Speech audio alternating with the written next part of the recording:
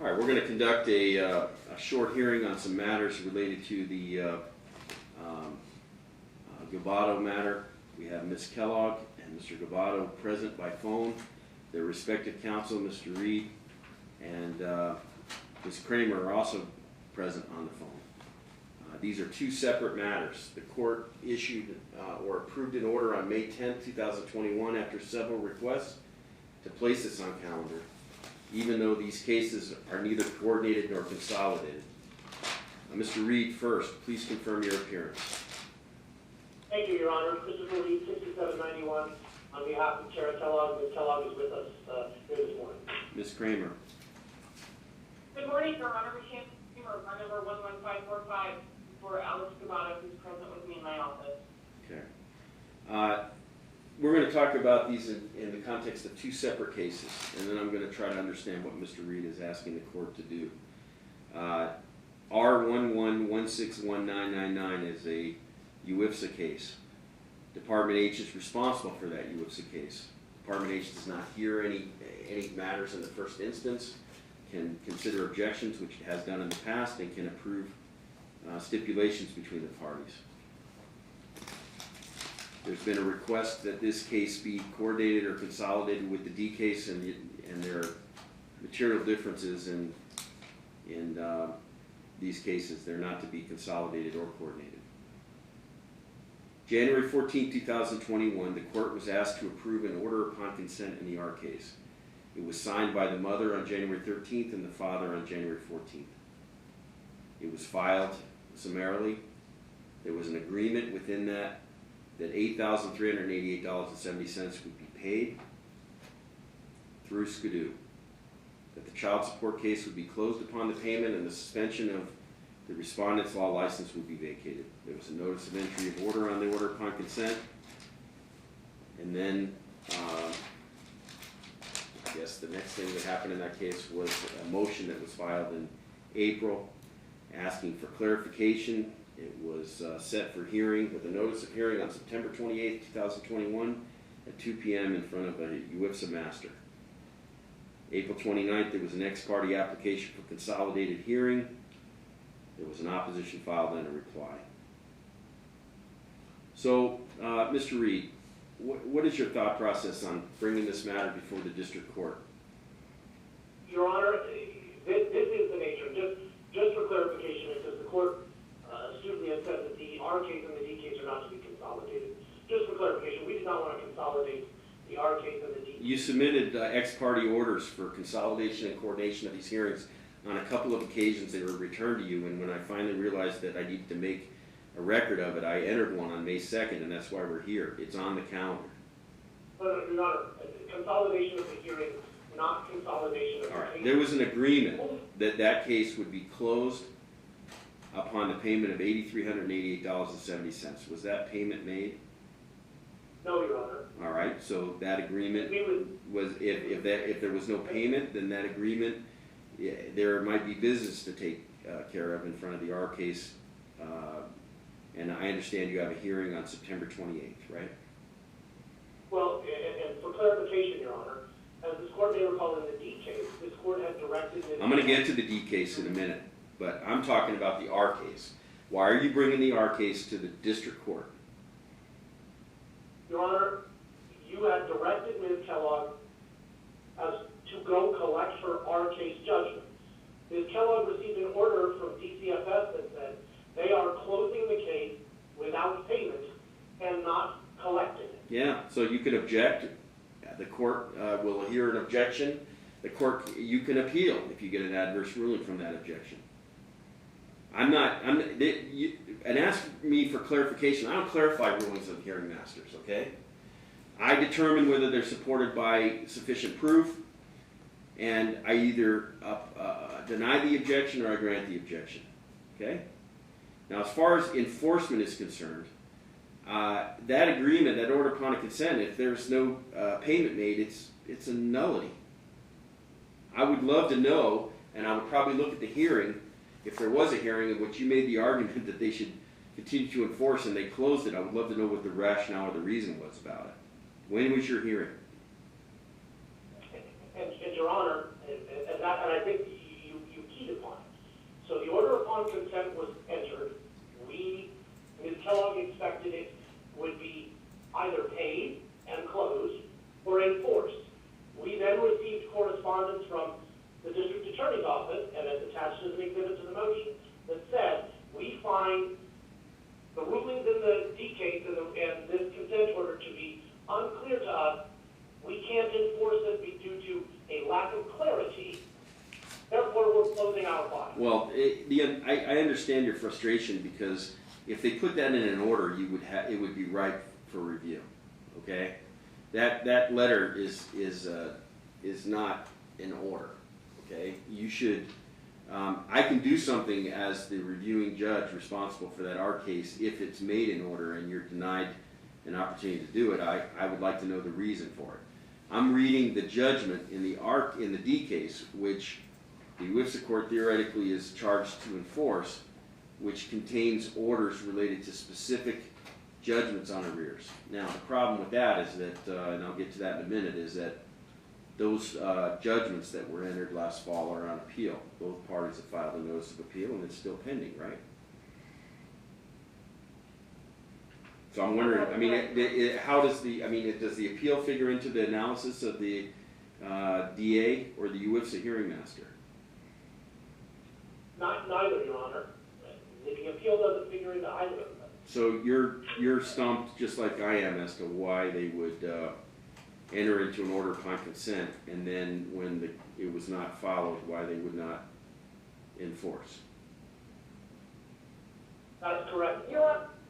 All right, that's fine. Ms. Kramer, I don't know of any hearing in the UIFSA case, so there's really nothing to talk about. There's a hearing pending, and let's turn our attention to the D case, because we did have a hearing since the findings of fact and conclusion of law was filed last fall. There was notices of appeal. This is in D15-522043, filed by the defendant on December 14th and December 17th. So this court has only collateral jurisdiction while that is pending. Again, there was request for relief, some sort of hearing requested. There was a hearing. And then, Mr. Reed, you filed some sort of motion to enforce or for show cause. You asked for a notice of hearing. That's how we got here today. And then there was a response in opposition, and the court set the matter in reply, in response to reply. So what are you asking for in the D case? Your Honor, there are two motions in the D case. The first relates to a writ of garnishment and writ of execution. Well, there's actually three, because there's also a motion to terminate alimony. So your two motions. On my two motions, Your Honor, we have the first motion, which is to enforce the rights and remedies under the unresponded to and unenforced writ of garnishment and writ of execution against Alex D. Ghibaudo Disgraced. And so would the court like to take up that motion first?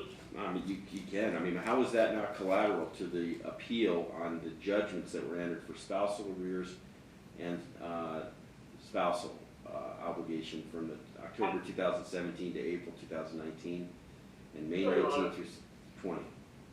And the answer is that this is noted in the reply in anticipation that this argument might be raised. The judgment that is being executed upon is the October 2017 judgment. Yeah, the miscellaneous judgments that were entered. We discussed this spring, and you said, well, what about debtor exams or requests to collect? And that's not done by the judge, okay? What is your beef? You've attempted to garnish on those judgments, and somebody has not honored the garnishment order. Is that right? That is correct, Your Honor. All right, so what relief are you asking for from the court that's collateral to the appeal? Your Honor, pursuant to Chapter 31 of the Nevada Revised Statute, it provides that upon failure to comply with a writ, that the judgment that is sought to be enforced, which is the October 2017 judgment, which are amounts separate and apart from anything that was reduced to judgment by this court in its November 2020 judgment, that those amounts be reduced to judgment as against the garnishee pursuant to NRS 31-320. And who is the garnishee?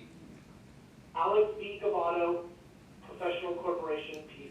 Okay. And we talked about the fact that the orders that were resolved after the lengthy hearings that we had last year were for the matters of support October 2017 through April 2019 and May 2019 through September 2020. Those previous judgments are been final judgments for years. Okay, so what? If I could be heard. I'm going to turn to you. I'm going to turn to you in a second. You filed a written response. I read it. So you served garnishment orders against the law firm, right? That is correct, Your All Honor. right, and you didn't get paid. You want a judge. You want a separate judgment against the law firm, and you say that that's collateral to the appeal. That is correct. What else? So that's on the first part. On the second motion that we brought, Your Honor, it was based upon the fact that during the February 2021 hearing, this court had directed Ms. Ghibaudo, or Ms. Kellogg, to go collect on the consent judgment, but this court also warned that this court would retain jurisdiction to be able to enforce its order if there was continued non-compliance. Well, the court. If you're asking whether the court is going to have a separate indirect civil contempt hearing while this matter is pending on appeal, that's completely discretionary with the court. I told you in February I had no intention of having a contempt proceeding until I got a remitter or a decision on the appeals. With all due respect, Your Honor, your order from February did not say that you would not take up contempt. Well, I mean, upon request, I'd consider it, but I'm not having indirect civil contempt proceedings, or plan to have any indirect civil contempt proceedings while this matter's on appeal, to collect support. The court issues judgments. The court, and you know the history of this case because you studied it when you came on board. I've had a dozen hearings on indirect civil contempt in this case, monitoring payments and things like that. The matter wasn't on appeal then either.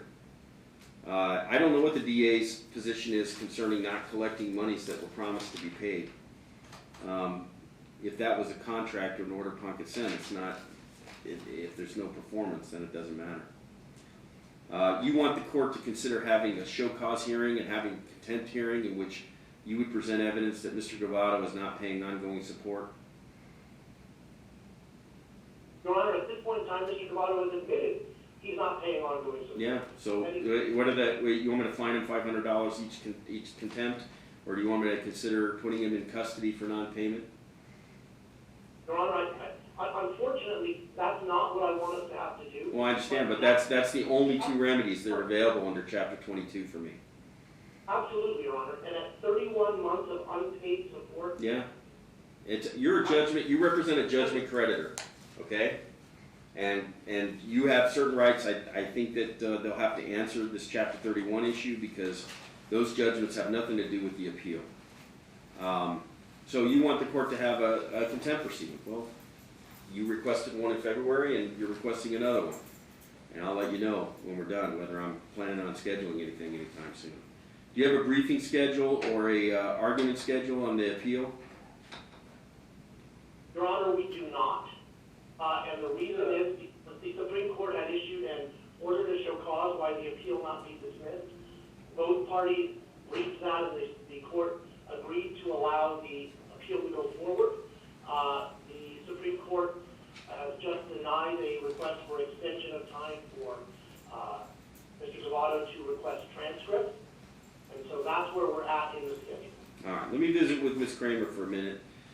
Ms. Kramer, they have asked for relief against your client's law firm because they did not honor garnishment order on judgments that are not on appeal. What do you say to that?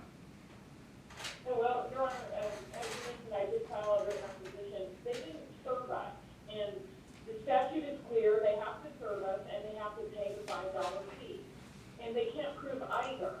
The first time, what they did was they served Alex's former registered agent, who is friends with Tara's family. He's done their taxes.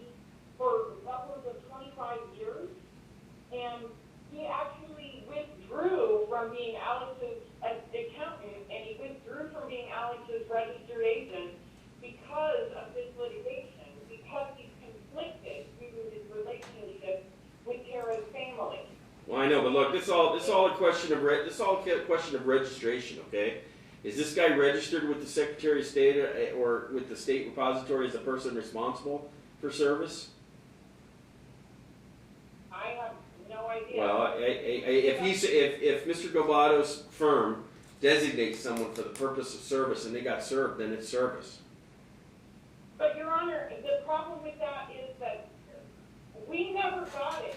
This is Tara's family friend, and he was the former registered agent, and he withdrew as the registered agent because of this litigation, not because of this particular motion, but years ago, when Radford Smith was representing Alex, he withdrew from representing Alex. He withdrew as being Alex's registered agent and his accountant. He wouldn't do his taxes or anything. And then that is who they served. They did not tell us. We were never served. No one notified us. I know, but the professional corporation, it has someone that's designated for service under the rules of procedure. Okay, and I'm looking at the writ. I'll consider whether or not there's an actual factual issue as to whether or not this Hepner guy got served. But if he is the registered agent for the PC, that's service. But Your Honor, it can't be service when he withdrew from representing Alex as his registered agent. Where's the documentation show that he withdrew before he was served? Court indulgence, Your Honor. I mean, is there such a document? Heard here, because this fact only I know. This person, I called him in 2017, they said, we can't deal with you no more. Who is this? Is this the party? Look, hold on, don't, Mr. Ghibaudo, don't go there. If you don't know, then, if your lawyer doesn't know, then I'll make sure that I understand it's a factual issue. Okay? I'm looking, is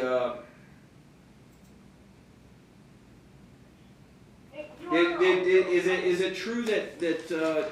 Ghibaudo did not pay the $83.88.70 on the R case? Yes,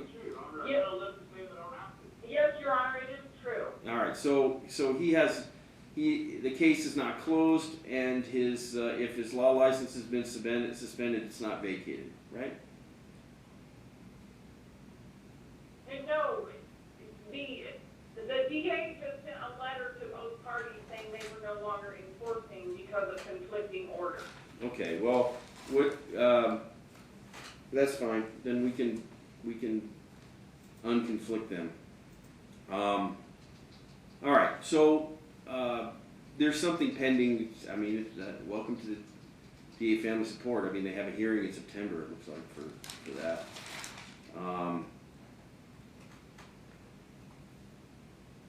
So his position is that the writ that was issued was not properly served. That's correct, Your Honor. It served on the former registered agent who did not notify this office.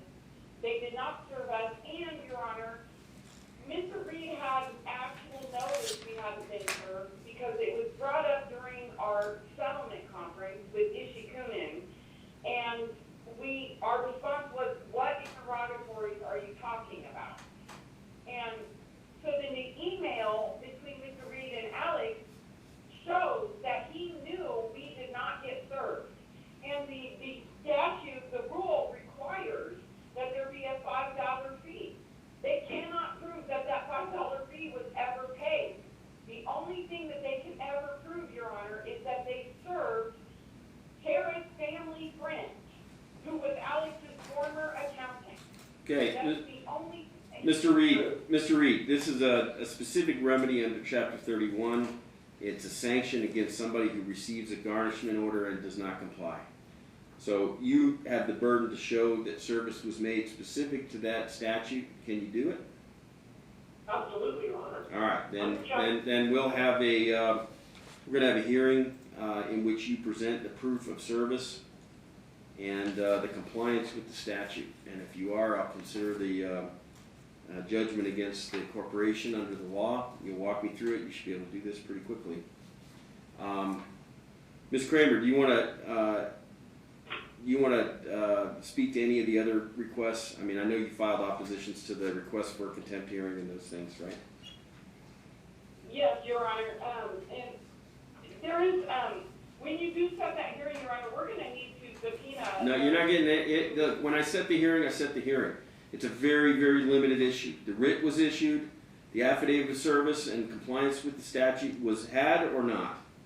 And then the fallout will be a judgment if there was proper service. And if there was not proper service, even if it's something, I don't know if it's true or not, but let's say that there was a fee required and it wasn't paid, then the court might deny the writ because the formalities of service were not made. Don't know. Mr. Reed said that he can prove that he served.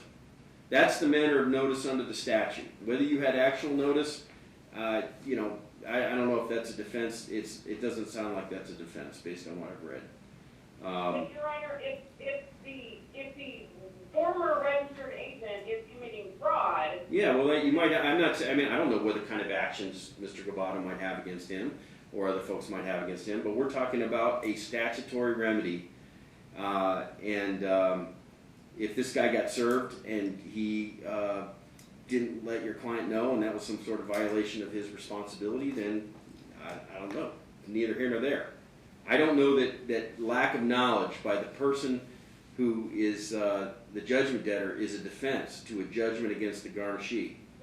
Okay? Yes, but Your Honor, the garnisher is engaged in fraud with the former registered agent. Yeah, well, you're not going to get that ruling from me. That's a separate civil matter you can handle. If there was, we know the writ was issued. It's in the file. And frankly, let's not even go there, but if there's something that is electronically issued in the case, especially this case, there's probably a whole nother layer of actual notice that would occur immediately upon. That's not.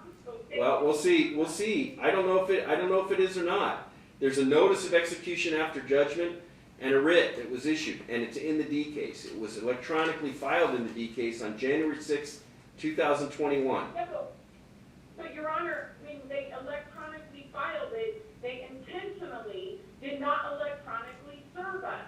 Again, I don't know. It says here, if you have, we know that some things are, be prepared to show me whether that occurred. All right, well, I want to be clear here that Mr. Reed has said he can prove good service. So when we disprove this case, I want to let Mr. Reed know, and I want to let the court know, that under the rules, I will be required to refer this matter to the bar council. Well, that's fine. Mr. Reed's a big boy. He knows that if he brings a case and he can't prove it, I don't know if it'd be a bar matter, but his client will suffer the consequences if he doesn't prove it. Well, if he says that he can prove this, knowing he did not pay the fee and knowing we did not have proper service, then he better believe that I'm going to follow my obligations under the rules of professional conduct, because he made that representation as an officer of this court in open court to you, Your Honor, and so it's going to bar counsel. Well, we'll see what happens. Okay, if he filed a garnishment order, a writ, and it was sent to the registered agent of a corporation, and the service was good, then there's going to be a judgment. If the service was not good, then the request for a judgment is going to be denied. In this particular instance, that particular request, it's collateral to the judgment on appeal. The judgment on appeal has nothing to do with the request to collect judgments that predated the evidentiary proceedings from last year. That seems pretty clear. So, Mr. Reed, just so we're clear, okay, you issued this writ. I've speculated that when a writ is issued and it's filed in the case, it's probably electronically available to the parties. Did you do anything regarding the writ that prevented it from being made part of the record? Because when I pull up an Odyssey, I can pull it up. Was there anything that you want to clarify as far as how this writ was disseminated to the parties? So Your Honor, let me explain a little bit of the process. The way writs are issued is the same way that summonses get issued. You upload it to the clerk. the clerk then returns it back to you pursuant to its issuance. Once the writ is received, it goes to the constable. So the constable is the party who effectuated service of process in this case. There's an affidavit from the constable affirming service of the writ. Also in the record, and pursuant to statute, that service is presumed valid upon issuance of that affidavit by the constable. Well, okay, but the writ was initially issued on December 14th. It was amended, and there's, in Odyssey anyway, it shows that there was a writ filing on the 6th of January. Correct, Your Honor. You know, I haven't looked at the hearing, but I'm curious as to what the context was of our dialogue on the record after that.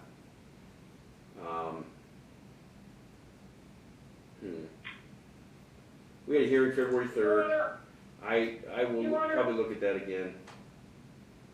We had a discussion about indirect civil contempt. We had a discussion about collection. We had a discussion about the judgments that were existing. What was on appeal and what wasn't. Well, Your Honor, that's what I wanted to make clear is that the appeal does challenge the entry of the decree itself. No, it doesn't. So, The judgment. I incorporated the statements of the court by reference. We specifically talked about judgments that had long been final judgments that predated the scope of the evidentiary proceeding. Okay, so the appeal has nothing to do with the judgments that were entered by prior courts in this case. And you have miscellaneous judgments. I know you've seen them, so that's not going to resonate with the court. So see the 2-3. All right, Mr. Reed, can you remember if there's any particular detail about the February 3rd hearing that talked about collection? I think there was. Much like today's hearing, you took the bench very prepared. You told us in no uncertain terms where you were going to go, and you had said Ms. Kellogg's remedy. First, you were not going to press the competing motions appeal as civil contempt.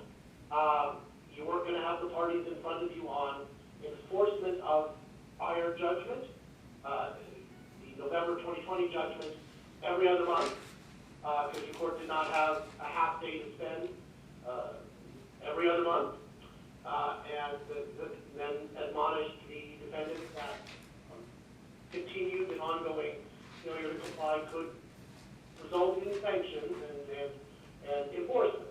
And that was all that we discussed. All right. Well, then I'll look at that hearing and see. They've alleged both legal and equitable defenses to the writ. The legal defense that there was not proper service on the resident agent, and the equitable defense, I guess, that there was no actual notice. Okay. They're entitled to rulings on both of those defenses. Okay. And if there's legal service, then you have a strong argument for judgment against the garnishee. I probably will look at this since this doesn't come up a ton. I'll see whether there's whether an equitable defense of no actual notice. I'll look to see if there's any decisional law at all that makes that a material consideration. And but you basically say that you issued the writ in December and again in January, and that it was sent to the constable's office, and they provided you with the affidavit. That's correct, Your Honor. And the affidavit is attached to which filing? The affidavit is attached to both.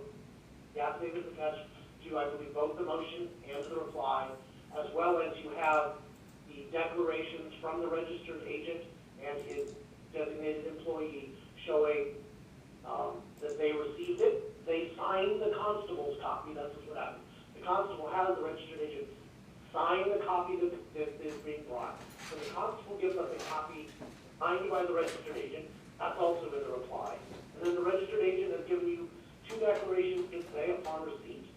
They immediately stamp the document and transmit it to the law firm, and that they did that in this case, and they've provided this court with a copy of that document that shows transmission. Well, you walked through the historical service. This is on your May 26th filing. It's at what is it?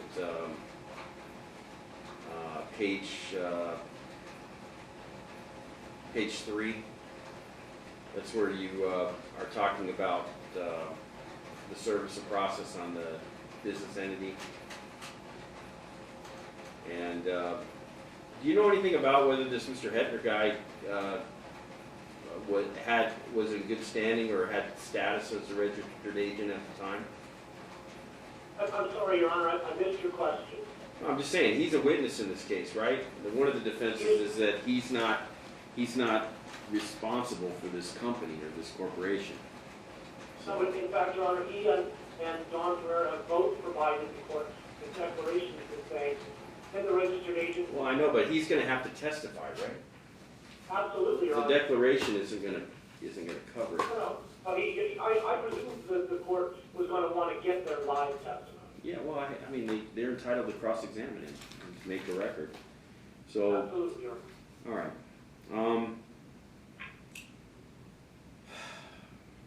Let me, Ms. Kramer, I want to make sure that he filed a counter motion to terminate alimony. The alimony order is not, I mean, that's the matter that's on appeal. Page 9 of the findings and order specifically says that the support obligation is modified and that he has an ongoing $2,500 a month support obligation. How can he file a opposition counter motion on April 30th while this matter is on appeal? Because, Your Honor, she's asking for equitable relief. No. The decision of the court that's on appeal is that he pays alimony. He's asking the court to modify something that's not collateral to the appeal. Okay? Yeah, it's not collateral to the appeal. It is the appeal. The appeal is what was the judgment on alimony owed between 2017 and 2020, and what is his ongoing obligation? That is the whole thing. All right. So let's let me see if I can sort of articulate where we are. The R case is a wholly separate matter from the D case. It has nothing to do. I mean, the court's responsibility or the district court's responsibility is not to clarify orders. It's not to hear matters in the first instance. It's to review matters that are decided by the hearing master. I signed the order upon consent because the DA submitted it to me after the parties signed it. The motion for clarification is not properly before the district court. You're to get an order from that court, even if it's just to confirm the written correspondence you have, and then you have a right, both of you, to object, and the court will hear it in the context of objection. So there's no other business that needs to be taken care of in that case. In the D case, we have findings of fact, conclusions of law, and judgment that was filed on November 10, 2020. The matter is on appeal with notices of appeal filed by both parties. This court has jurisdiction only over collateral matters.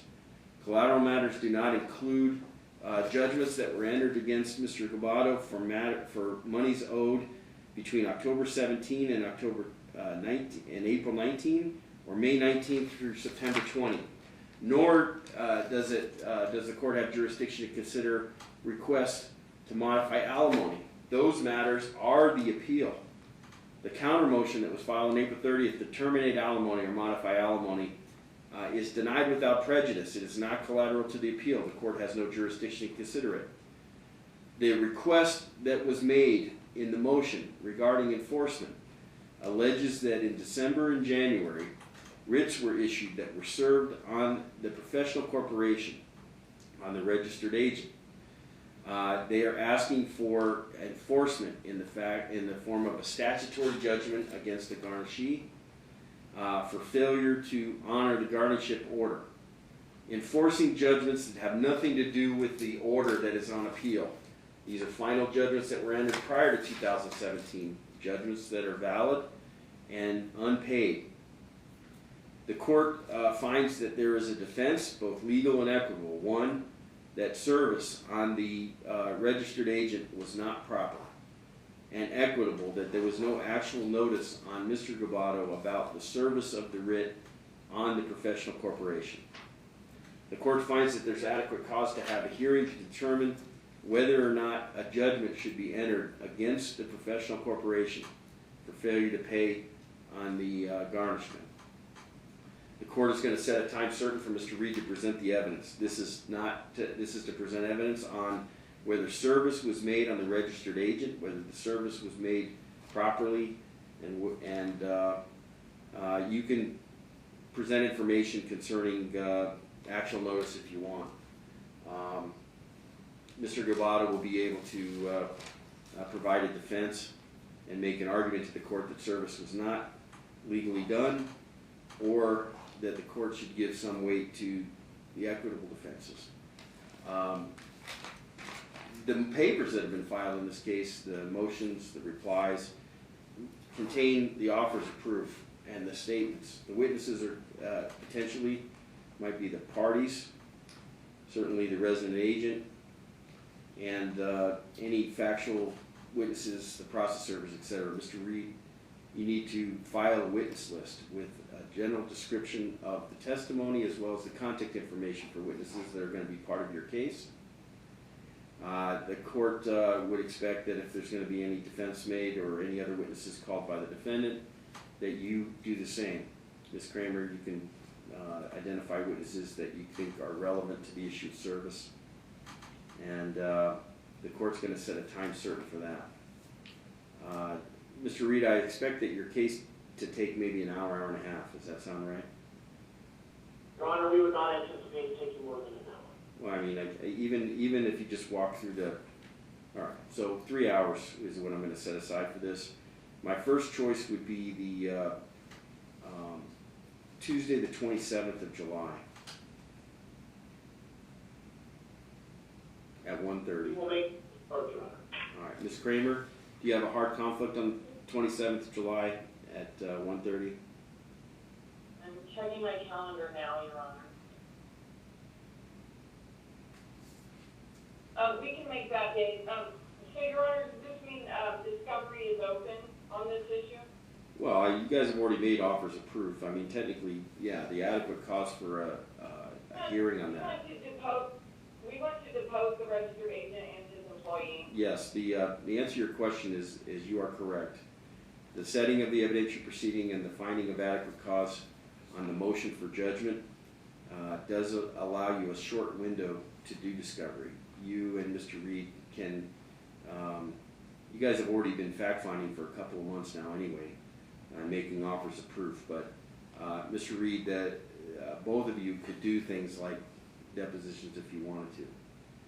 I will have to say that there'll be a cutoff, and we might as well just say the 19th of July, which will give you 7 weeks to accomplish that. So the time certain on the collateral motion will be set for the 27th. As far as the show cause is concerned, the court's position is no different than it was in February. Indirect civil contempt is the court's tool to coerce compliance with orders. In this case, the material orders in this case are on appeal, and the court can decide to have a contempt proceeding if it wants or not. And the court's position then in February and now is that the court is not going to be setting a time certain for indirect civil contempt as a tool in this case. Now, Mr. Reed, you made the request in a couple months ago, and you made the request now. The court could be persuaded that it's necessary to do that, or equitable or appropriate to do that, and it would be collateral to the appeal, but the court declines to pursue indirect civil contempt at this time. And that the only thing I'm going to litigate right now is the request to enforce with a judgment the claim on the collateral judgments against the garnishee. Okay, very focused proceeding. The counter motion to modify alimony is denied for jurisdictional reasons. Any questions? Ms. Kramer, you can review the form and content of Mr. Reed's order, but I need it in the next 10 days, okay?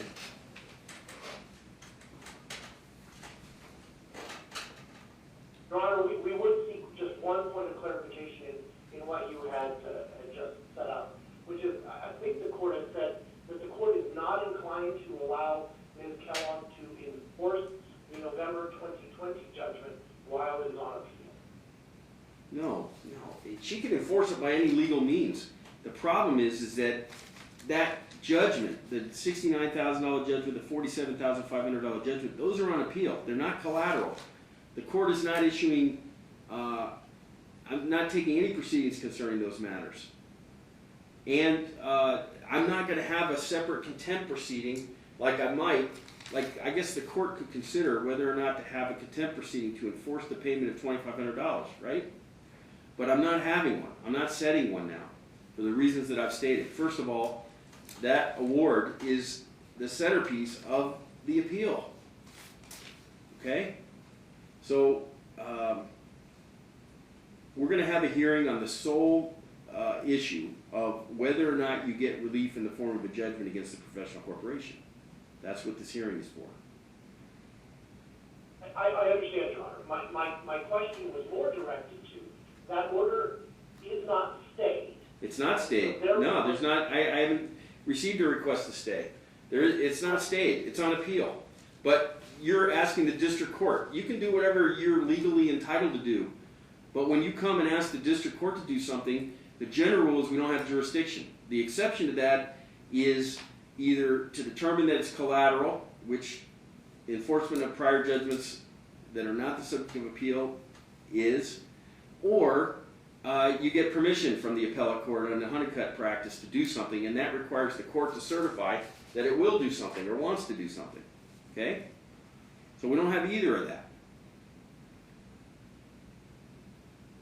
With all due respect, Your Honor, obviously, and the court indicated this in its prior order in February, that enforcement of its orders is still within the jurisdiction of the court. Yeah, you do it at your own risk for Ms. Kellogg. And so we just want that clarification. Well, I mean, are you aware of something I'm not aware of? I know the orders that the court has issued. Anybody else issued an order that stayed these orders? No, Your Honor. All right, then you don't need any clarification from me. All right, Ms. Kramer, you get to review the form and content of the order. I'll see you guys on the matter at the end of July. Thank you, Your Honor. All right. Court indulgence, Your Honor? You got a question?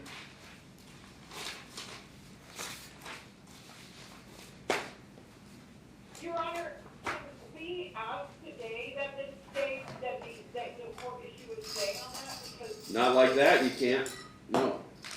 You file the motion, you notice it, they get a chance to respond, and then the court determines. That probably should be made to the appellate court, not to me. Anyway, we're done for today. Thanks. Thank you, Your Honor.